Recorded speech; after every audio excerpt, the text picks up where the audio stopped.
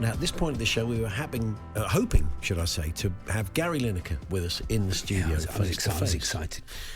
Sadly, childhood dream come true. He's not been able to come in. He's chatting to us remotely. But Charlie, as dog owners and lovers, we understand. Fully understand. We make that point straight away. Good afternoon, Gary. Hello, right. I was hearing on the podcast, Walking the Dog podcast, the other day that Filbert, your relatively new rescue puppy, has got separation anxiety and takes it out on your curtains. It takes it. Yeah, he gets, bless him, he gets into a terrible pickle when he's left alone, even for 2 minutes. So, and my boys they're really good at that. Kind of got a rotation system going here to looking after him when I'm not here, but they're all working today, and I just couldn't get anyone last minute. So to leave him on his own for 2 or 3 hours would have been tantamount to cruelty, because he gets he hyperventilates terribly. So apologies. So no problem. Zoom it is. You are going to need a dog whisperer, I would imagine, because hopefully it'll get better as time goes on and yeah, the dog gets more settled. He's already great. He's a lovely boy. Yeah. No, he looks it. Pictures are great.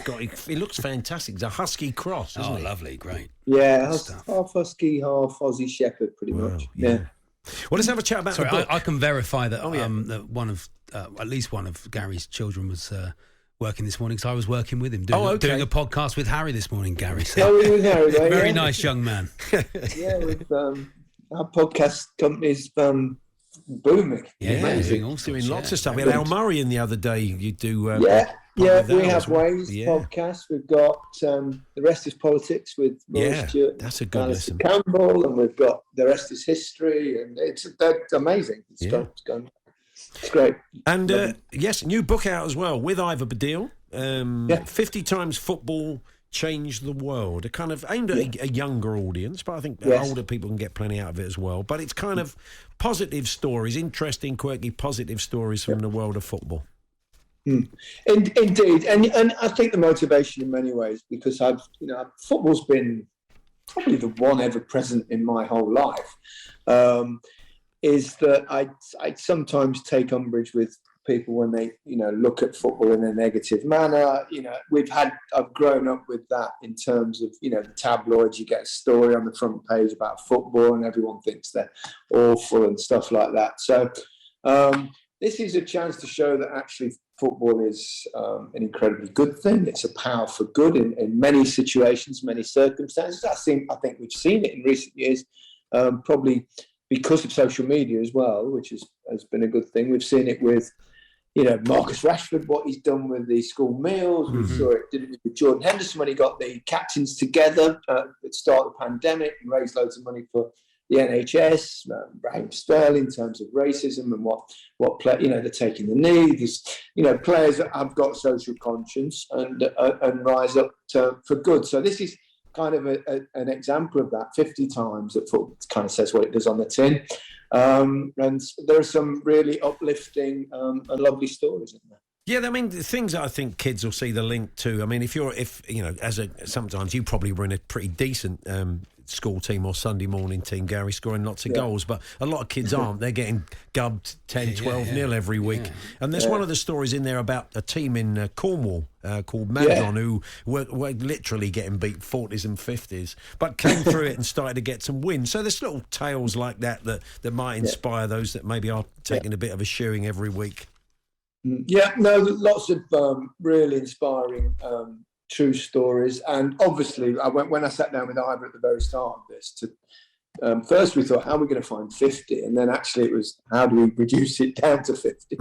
But I did insist that Leicester's winning of the league, which is the biggest sporting miracle of all time, had to be in there. So that was my prerequisite for doing it. But there's some very fabulous stories. And obviously, the interesting thing is the shift. There's a lot of female stories in there, young girls or women, because of, the football has blossomed. When I played, you'd hardly ever see a female face in the crowd, apart from perhaps my mother, who used to go always.